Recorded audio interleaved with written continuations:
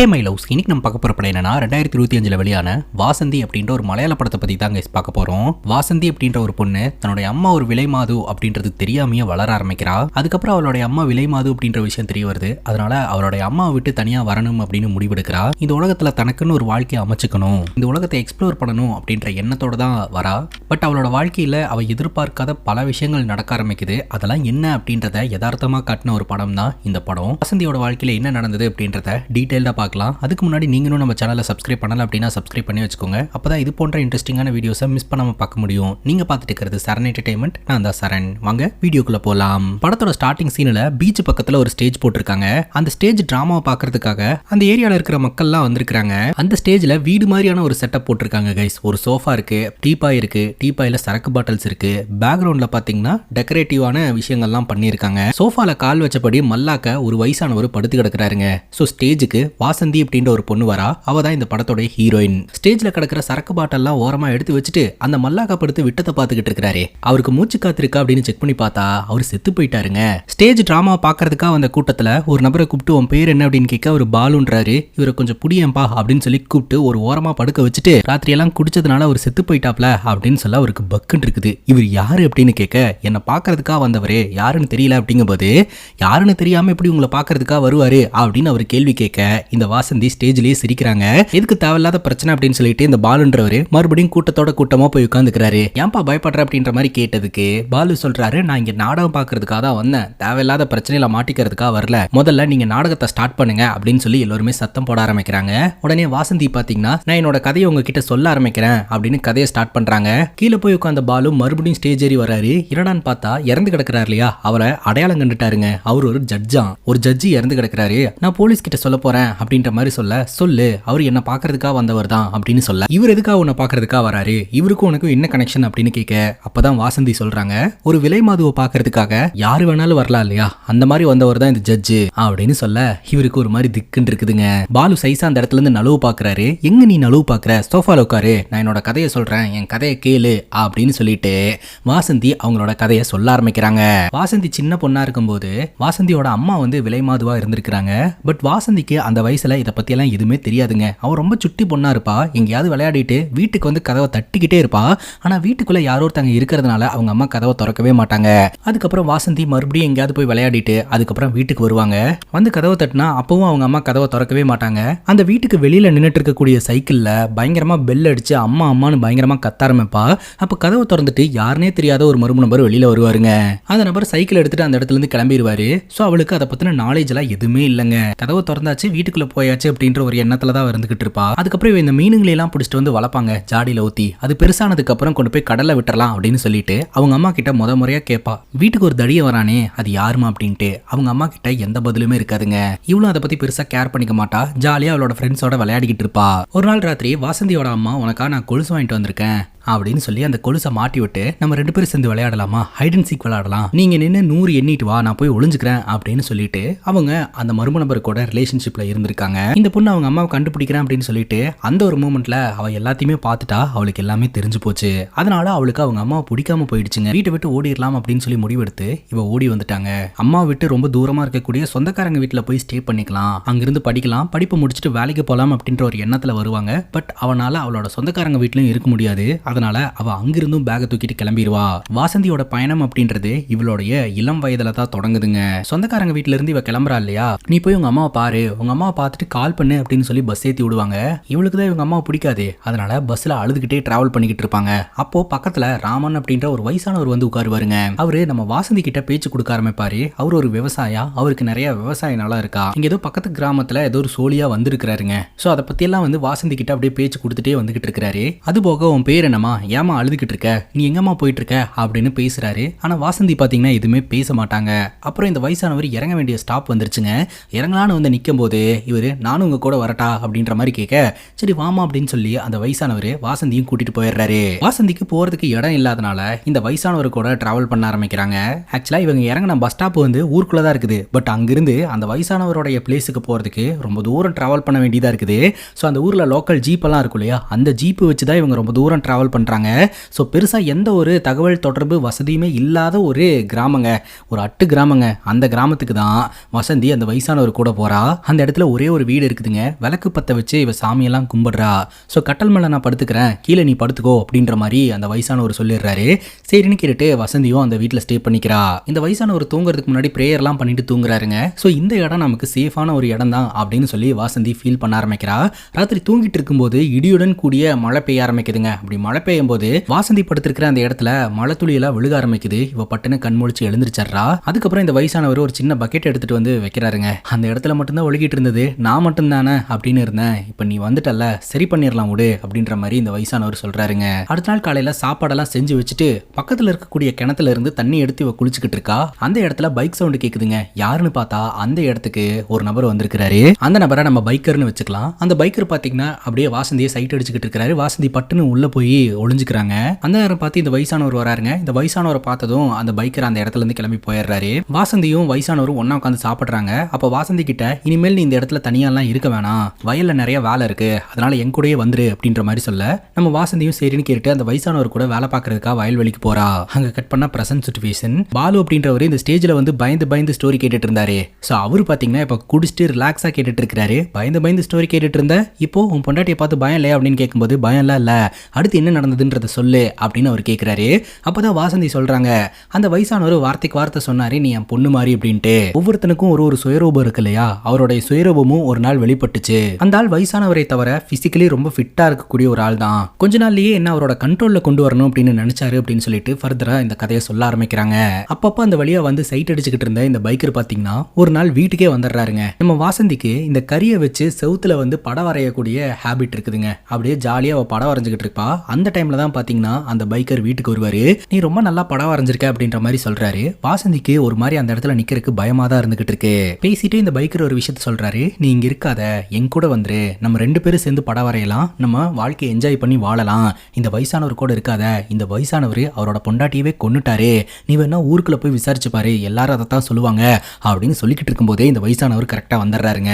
இந்த வயசானவரை பார்த்ததும் அப்படியே பதட்டமாயிட்டு அந்த பைக்கர் அந்த இடத்துல இருந்து எழுந்து போயிடுறாரு. இந்த வயசானவர் வாசந்தியை சொல்றாரு, நான் சொல்ற பேச்சை கேட்டுக்கிட்டு என் கண்ட்ரோல்ல இருக்கிறது தான் உனக்கு நல்லது அப்படின்ட்டு. இன்னொரு பக்கம் இந்த பைக்கர் பாத்தீங்கன்னா கல்லுக்கடையில போய் கல்ல குடிச்சிட்டு அப்படியே பாட்டெல்லாம் பாடிக்கிட்டு இருக்கிறாரு இந்த வாசந்தியை நினைச்சிட்டு. அங்க கட் பண்ணா ராத்திரி இந்த வயசானவர் நல்லா சாப்பிடுறாருங்க. இது நாள் வரைக்கும் நீ என்னோட பொண்ணு மாறிமா அப்படின்னு சொல்லிட்டு இருந்தவரு வாசந்தி கிட்ட அத்துமீறல்ல ஈடுபட ஆரம்பிக்கிறாருங்க. மிரண்டு போன இந்த வாசந்தி பாத்தீங்கன்னா இந்த வயசானவர் கிட்ட இருந்து தப்பிக்கிறதுக்கு முயற்சி பண்றாங்க. இந்த வயசானவரை பிடிச்சி தள்ளி விட்டுறாங்க. அப்படி இவங்க 2 பேருக்குள்ள கைகலப்பு ஏற்படுதுங்க. அந்த கைகலப்புல இந்த வயசானவர் கீழே விழுந்து இறந்தே போயிடுறாருங்க. ஆக்சுவலா அவர் செத்துட்டாரா இல்ல உயிரோட இருக்கிறாரானே தெரியல. பேச்சு மூச்சு இல்லாம கீழே கிடப்பாருங்க. அந்த இடத்துல இருந்து தப்பிச்சா போதும் அப்படின்னு சொல்லிட்டு வாசந்தி தன்னோட பொருட்களை எல்லாம் எடுத்துட்டு கையில ஒரு லாந்தர் விளக்கையும் எடுத்துட்டு அந்த இடத்த விட்டு கிளம்பிடுவாங்க. வாசந்தி இந்த இடத்துக்கு வரும்போதே நம்ம பார்த்தோம் இல்லையா, சிட்டியில இருந்து ரொம்ப தூரம் தள்ளி இருக்கக்கூடிய ஒரு அட்டு கிராமத்துக்கு தான் வந்திருக்காங்கன்னு சொல்லிட்டு. ஸோ இங்கிருந்து சிட்டிக்கு போகணும்னா கூட ரொம்ப தூரம் டிராவல் பண்ண வேண்டியதா இருக்குது. ஸோ இவங்க கிளம்புறதும் பார்த்தீங்கன்னா இரவு நேரம் அப்படின்றதுனால கொஞ்சம் பயமாக தாங்க இருந்துகிட்டு இருக்குது. பட் அந்த வழியா நடந்து வந்துகிட்டு இருக்கும்போது அந்த பைக்கர் அங்கே நின்றுட்டு இருப்பாருங்க. பைக்கர் கூடயும் போக வேணாம் அப்படின்னு சொல்லிட்டு இந்த பைக்கரை கிராஸ் பண்ணி நடந்து போயிடுவாங்க. ஆனா கண்ணு கெட்டின தூரம் வரைக்கும் இருட்டா இருக்குது, ரொம்ப தூரம் டிராவல் பண்ற மாதிரி இருக்குது. அதனால பயந்து அப்படியே நின்றுவாங்க. கரெக்டா இந்த பைக்கர் வந்து உன்னோட பேக்கை கொடு அப்படின்னு சொல்லிட்டு பேக்கை வாங்கிட்டு போய் பைக்ல உட்காருவாரு. அதுக்கப்புறம் இந்த வாசந்தி இந்த பைக்கர் கூட போயிடலாம் அப்படின்னு முடிவெடுத்து இந்த பைக்கர் கூடயே டிராவல் பண்ண ஆரம்பிப்பாங்க. எப்படியோ ஒரு பெரிய ரிஸ்க்ல இருந்து தப்பிச்சிட்டோம் அப்படின்னு வாசந்திக்கு ஒரு மாதிரி ரிலாக்ஸா இருக்கும். ஒரு கட்டத்துக்கு மேல பாத்தீங்கன்னா இந்த பைக் வந்து ஓடாம நின்னு போயிடும். இந்த பைக்கர் அப்படியே தள்ளிட்டே வந்துகிட்டு இருப்பாரு. அப்போ இந்த வாசந்தி கிட்ட நான் யாரு, என்ன பண்ணிட்டு இருக்கேன் அப்படின்ற எந்த கொஸ்டினுமே இது வரைக்கும் நீ கேட்கவே இல்லை, அட்லீஸ்ட் என் பேராது உனக்கு தெரியுமா அப்படின்னு கேட்க, அப்போ நம்ம வாசந்தி கேட்கறாங்க உன் பேர் என்ன அப்படின்ட்டு. என் பேரு சந்து அப்படின்னு சொல்ல சரி அப்படின்னு வாசந்தி கேட்டுப்பாங்க. வேற எந்த கொஸ்டின்ஸும் இல்லையா அப்படின்ற மாதிரி கேட்க ஒன்னும் இல்லை அப்படின்ற மாதிரி வாசந்தி சொல்லிடுறாங்க. இந்த பைக்கர் இருக்கிறார் இல்லையா, வாசந்தியை அவரோட வீட்டுக்கு கூட்டு போறாருங்க. அவங்க அம்மா கிட்ட இவ கொஞ்ச நாள் இங்க தான் ஸ்டே பண்ண போறா அப்படின்ற மாதிரி சொல்லி வாசந்தியை ஸ்டே பண்ண வைக்கிறாருங்க. அடுத்த நாள் காலையில வாசந்தி எழுந்திருச்சு பார்த்தா அக்கம் பக்கத்துல இருக்கிறவங்க எல்லாம் யார் இந்த பொண்ணு, இவன் கல்யாணம் பண்ணிக்க போற பொண்ணா அப்படின்ற மாதிரிலாம் கேள்வி கேட்டுட்டு இருப்பாங்க. வாசந்திக்கு என்ன சொல்றதுனே தெரியாம முழிச்சுக்கிட்டு இருப்பா. அந்த கூட்டத்துல ஒரு நபர் வருவாருங்க. இந்த பைக்கரோட ஃப்ரெண்டுங்க. அந்த நபரு இந்த பைக்கரோட ஃப்ரெண்டு பைக்கர் கிட்ட போயிட்டு பேசுறாரு, இவளை எங்க இருந்து கூட்டிட்டு வந்த அப்படின்னு சொல்லிட்டு. ரொம்ப நாளா டார்கெட் பண்ணிட்டு இருந்தேன், இப்பதான் கரெக்டான டைம் கிடைச்சது, அதான் கூட்டிட்டு வந்துட்டேன் அப்படின்ற மாதிரி சொல்றாரு. அப்பதாங்க விஷயமே தெரிய வருது. இப்ப நம்பி வந்திருக்கிறாளே இந்த பைக்கர், இந்த பைக்கரும் மோசமான ஒரு ஆள் தான் போல. இவன் என்ன பிளான்ல இவளை கூட்டிட்டு வந்திருக்கா அப்படின்றது நமக்கு தெரியலங்க.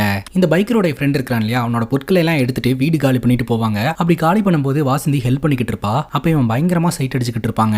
இப்ப அந்த ஏரியால இருக்கிற ஒரு அம்மா பாத்தீங்கன்னா இந்த வாசந்தியை தனியா கூட்டிட்டு போயிட்டு போயிட்டு, நீ யாருமா, உன் பேரு வாசந்தி அப்படின்னு சொல்லி நான் கேள்விப்பட்டேன், நீ பாட்டுக்கு அவனை நம்பி இங்க வந்திருக்கிறியே, அவன் ஒன்னும் அவ்வளவு நல்லவன்லாம் கிடையாது, அதுவும் ராத்திரி நேரம் அவனை நம்பி வந்திருக்க, கொஞ்ச நாள் அவனை நல்லா பாத்துக்கிற மாதிரி இருக்கும், அப்புறம் போக போக அவனோட உண்மையான முகத்தை வெளிக்காட்டிடுவான், அதனால நான் உனக்கு உதவி செய்யறேன், இந்த இடத்துல இருந்து போயிரு அப்படின்ற மாதிரி அவங்க அம்மா சொல்லுவாங்க. அதுக்கப்புறம் ராத்திரி எல்லாரும் ஒன்னா உட்காந்து சாப்பிட்டுட்டு இருக்கும்போது இந்த பைக்கரோட ஃப்ரெண்ட் இருக்கான் இல்லையா, பயங்கரமா பாத்துக்கிட்டு இருப்பான். அவன் பாத்துட்டு இருக்கிறத வாசந்தி நோட் பண்ணிடுவாங்க. கரெக்டா இந்த பைக்கர் பாத்தீங்கன்னா அவனோட ஃப்ரெண்டு கிட்ட நான் பைக்கை கொடுத்துனே ரெடி பண்ண சொல்லி, ரெடி ஆயிடுச்சா அப்படின்னு கேட்க, ரெடி ஆயிடுச்சு அப்படின்ற மாதிரி சொல்லுவான். உடனே இந்த பைக்கர் பாத்தீங்கன்னா ஏதோ ஒரு பொருள் எல்லாம் எடுத்துட்டு ராத்திரி எங்கேயோ கிளம்புவான். நானும் வரேன் அப்படின்ற மாதிரி சொல்ல, நீ வீட்லயே இரு, நீ எதுக்கு எங்க கூட அப்படின்னு கேட்க, இல்ல நானும் வருவேன், நான் தனியா இருக்கிறதுக்கு எனக்கு பயமா இருக்கு அப்படின்ற மாதிரி சொல்ல, சரின்னு கேட்டுட்டு பைக்ல ஏற சொல்லிடுவான். இந்த வாசந்திக்கு பின்னாடி பாத்தீங்கன்னா இந்த பைக்கரோட ஃப்ரெண்டு உட்காந்துப்பான். இவங்க 3 பேரும் ஒன்னா சேர்ந்து பைக்ல ராத்திரி எங்கேயோ போவாங்க. வாசந்திக்கு பின்னாடி தானே இவன் உட்காந்துக்கிட்டு இருக்கான், அதாவது இந்த பைக்கரோட ஃப்ரெண்டு. அவன் ராங் டச் தான் பண்ணிக்கிட்டு இருப்பான். ஆனா வாசந்தி பொறுத்துட்டு அமைதியா உட்காந்துக்கிட்டு இருப்பாங்க.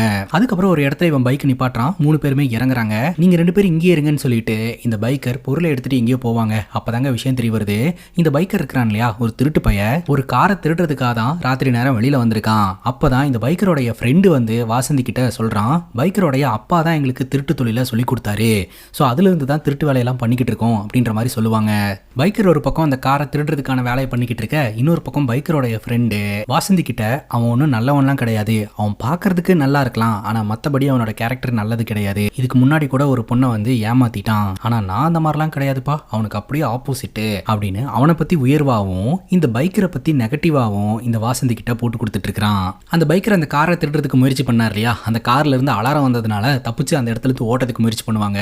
அப்படி இவங்க ஓடும்போது இந்த பைக்கரோட ஃப்ரெண்டும் வாசந்தியும் மாட்டிப்பாங்க.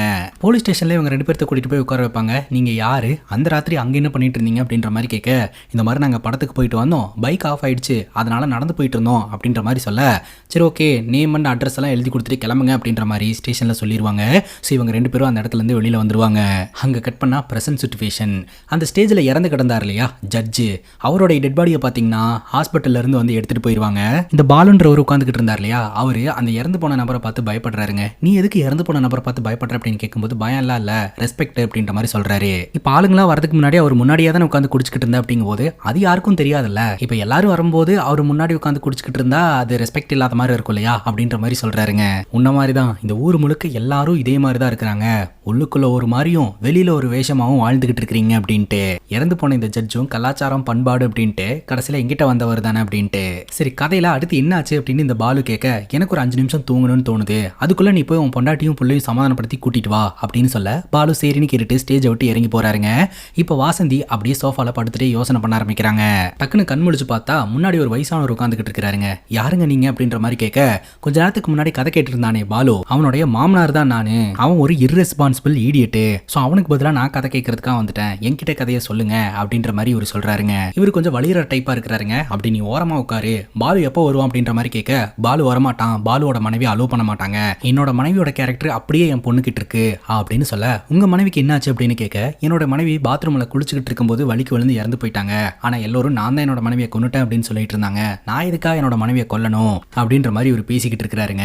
அதுக்கப்புறம் இந்த பாலுவோட மாமனார் கேட்கிறாரு, போலீஸ் ஸ்டேஷனுக்கு இந்த திருட்டு பயலோடைய ஃப்ரெண்டு கூட நீ போயிருக்கிற, அதுக்கப்புறம் போலீஸ் ஸ்டேஷன்ல இருந்து நீங்க 2 பேரும் வெளியில வந்துட்டீங்க, அதுக்கப்புறம் என்ன நடந்தது அப்படின்னு கேட்க, இந்த பைக்கரோட ஃப்ரெண்ட் இருக்கான் இல்லையா, அவனோட பேரு சுக்குங்க, அந்த பைக்கரை விட சுக்கு தான் நல்லவன் அப்படின்ற மாதிரியான ஒரு ஃபீல் வர ஆரம்பிச்சிருந்திருக்கு. இதை பத்தி பேசிக்கிட்டு இருக்கும்போதே இந்த பைக்கர் அந்த இடத்துக்கு வந்து பிரச்சனை பண்ண ஆரம்பிக்கிறாரு.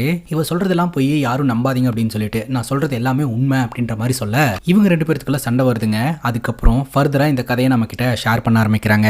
ஒரு ஆட்டோவை பிடிச்சி இந்த பைக்கரோட ஃப்ரெண்டு ஒரு இடத்துல ஸ்டே பண்ணி இருக்கிறார் இல்லையா, அந்த இடத்துக்கே போயிடுறாங்க. அது ஒரு லாட்ஜ் மாதிரியான ஒரு இடங்க.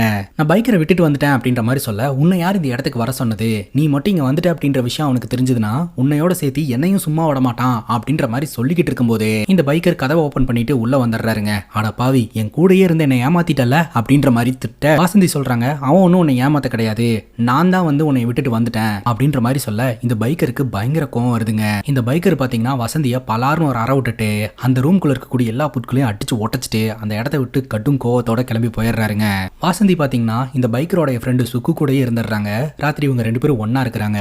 அப்போ இந்த வாசந்தி பாத்தீங்கன்னா தன்னுடைய கனவை பத்தி இந்த சுக்கு கிட்ட சொல்ல ஆரம்பிக்கிறாங்க.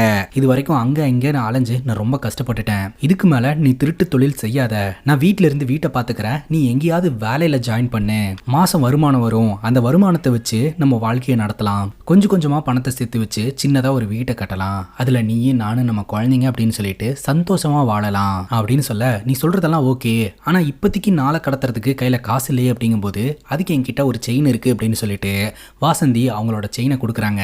திருடங்கையில தங்கத்தேர ஒப்படைச்ச கதையா இந்த பைக்கரோட ஃப்ரெண்டும் ஒரு திருட்டு பைய அப்படின்ற விஷயம் வசந்திக்கு தெரியாதுங்க. அந்த செயினை வித்ததன் மூலமா ஒரு அமௌண்ட் கிடைக்குதுங்க. அந்த அமௌண்ட்டை வச்சு வசந்தியை இவன் நல்லபடியா பாத்துக்கிறான். இதனால வசந்திக்கு பாத்தீங்கன்னா இன்னுமே அந்த சுக்கு மேல நம்பிக்கை அப்படின்றது உருவாக ஆரம்பிக்குது.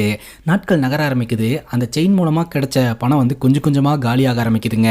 பணம் எல்லாம் காலி ஆனதுக்கு அப்புறம் இந்த சுக்கு பாத்தீங்கன்னா ஃப்ரெண்டு அப்படின்னு சொல்லிட்டு ஒரு நபரை வீட்டுக்கு கூட்டு வரான். நீங்க 2 பேரும் உட்காந்து பேசிட்டு இருங்க, நான் குடிக்கிறதுக்கு ஏதாவது வாங்கிட்டு வரேன் அப்படின்ற மாதிரி சொல்லிட்டு இந்த சுக்கு பாத்தீங்கன்னா அவன் ரூமை விட்டு வெளியில வந்துடுறான். ஏதாவது வாங்கிட்டு வருவான் அப்படின்னு பார்த்தா நேரா ஒரு பிரியாணி கடையில போய் உட்காந்து மூக்கு முட்டை பிரியாணி சாப்பிட ஆரம்பிக்கிறான். அப்பதாங்க விஷயமே தெரிய வருது. ஃப்ரெண்டுன்னு கூட்டிட்டு வந்த அந்த ஒரு நபர் பாத்தீங்கன்னா கஸ்டமர். எதற்கான கஸ்டமர் அப்படின்னு பாத்தீங்கன்னா ரெட் லைட் ஏரியா பொண்ணுங்களை தேடிட்டு இருக்கக்கூடிய ஒரு கஸ்டமர். டைம் ஆயிடுச்சு, எல்லாம் முடிஞ்சிருக்கும் அப்படின்ற மாதிரி சொல்லிட்டு இந்த சுக்கு பாத்தீங்கன்னா திரும்பவும் அவனோட வீட்டுக்கு வரான். பார்த்தா எதுவுமே நடக்கலங்க. சோ இவன் நார்மலா தான் உட்காந்துக்கிட்டு இருக்கா. இந்த சுக்கு அப்படியே பார்த்துக்கிட்டே நின்றுட்டு இருக்கிறான். பக்கத்துல வந்த இந்த வசந்தி சொல்றாங்க, ஏண்டா என்னை நீ இப்படி வச்சுதான் பணம் சம்பாதிக்கணும் அப்படின்னா நீ எதுக்குடா எனக்கு, நானே சம்பாதிச்சுட்டு போயிடுவேனே அப்படின்னு சொல்லிட்டு அந்த வந்த கஸ்டமர் கூடயே போயிடலாம் அப்படின்ட்டு நேரா போய் கார்ல உட்காந்துக்கிறாங்க. இவன் நல்லவன் நல்ல வாழ்க்கை கிடைக்கும் அப்படின்னு நம்பி ஏமாறுறதுக்கு ஒரு கெட்டவன் தெரிஞ்சு கெட்டவன் கூடயே போயிடலாம் அப்படின்னு சொல்லிட்டு அந்த இடத்த விட்டு இவங்க கிளம்புறாங்க. அப்ப இந்த சுக்கு பாத்தீங்கன்னா அந்த நபர்கிட்ட நீ எப்படி இவளை கூட்டிட்டு போலாம் அப்படின்னு சொல்லி பிரச்சனை பண்ண, அப்ப வாசந்தி பாத்தீங்கன்னா தடுக்கிறாங்க. அவன் மேல கையை வச்ச உன்னை கொன்னே போடுவேன் அப்படின்னு சொல்லிட்டு அதுக்கப்புறம் அந்த நபரோட கார்ல போய் உட்காந்துக்கிறாங்க. அந்த நபரும் பாத்தீங்கன்னா வாசந்தியை கூட்டிட்டு போயிடுறாரு. அங்க கட் பண்ணா பிரசன்ட் சிச்சுவேஷன். ஸ்டேஜ் மேல உட்காந்துக்கிட்டு இருக்கக்கூடிய பாலுவோட மாமனார் அடுத்து என்னாச்சு அப்படின்ற மாதிரி கேட்க வாசந்தி சொல்றாங்க, அப்புறம் என்ன, என்னுடைய வாழ்க்கையும் என்னுடைய உடம்பும் யாருக்கும் சொந்தம் இல்லை அப்படின்ற மாதிரி அந்த ஒரு மூமெண்ட்ல இருந்து மாறிடுச்சு அப்படின்ற மாதிரி சொல்றாங்க. பேசிக்கா அவங்க அம்மா ஒரு விலை மாது, அவங்க கூட வாழவே கூடாது அப்படின்னு சொல்லிட்டு தான் வீட்டை விட்டு ஓடி வந்தாங்க. கடைசியில இந்த சொசைட்டி அவங்களையும் விலை மாதுவா மாத்திருச்சுங்க.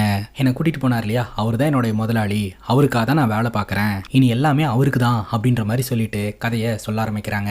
இப்போ அந்த நபர் கூட்டிட்டு போனார் இல்லையா, ஸோ அந்த வீட்டில் இவங்க ஸ்டே பண்ணிக்கிறாங்க. உனக்கு ஏதாவது உதவி அப்படின்னா இங்க சங்கர் அப்படின்னு ஒருத்தர் இருப்பாரு, அவர்கிட்ட கேட்டீங்கன்னா அந்த உதவியை செஞ்சு கொடுப்பாரு அப்படின்னு சொல்லிடுறாரு. அப்படியே இந்த இடத்துக்கு கஸ்டமர்ஸ் வர ஆரம்பிக்கிறாங்க. இதுதான் நம்ம வாழ்க்கை அப்படின்னு சொல்லிட்டு ஃபிக்ஸ் ஆகி அந்த வாழ்க்கையை வாழ ஆரம்பிக்கிறாங்க. ஸோ அந்த இடத்துக்கு வரவங்க எல்லாருமே பார்த்தீங்கன்னா கொஞ்சம் ரிச்சான ஆட்களாக தான் இருந்துட்டு இருக்காங்க. அந்த கிளைண்ட்ஸ் எல்லாம் பார்த்தீங்கன்னா டாக்டரு, ஜட்ஜு, இந்த மாதிரி முக்கிய பொறுப்புல இருக்கக்கூடிய ஆட்களாக தான் இருந்துகிட்டு இருக்காங்க. அப்படி அந்த இடத்துக்கு வந்தவர் தான் கைஸ் ஜட்ஜு. ஆரம்பத்தில் இந்த ஜட்ஜு பார்த்தீங்கன்னா வாசந்தி கிட்ட அவ்வளோ கனெக்டிவிட்டியா பேச கிடையாது. அதுக்கப்புறம் இந்த ஜட்ஜு அடிக்கடி வர ஆரம்பிச்சிருந்திருக்கிறாருங்க. ரிலேஷன்ஷிப்லையும் இருக்க ஆரம்பிச்சிருந்திருக்கிறாரு.